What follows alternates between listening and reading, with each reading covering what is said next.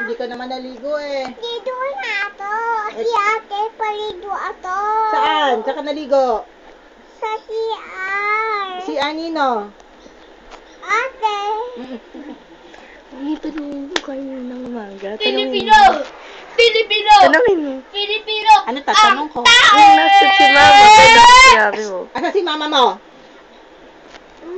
Sa bahay. Anong ginagawa sa bahay?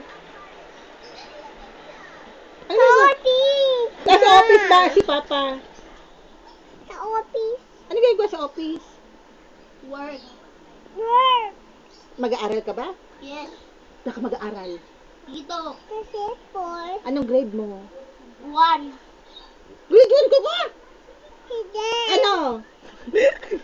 Sa sport. O kaya nga. Anong grade mo? 100. Hindi ka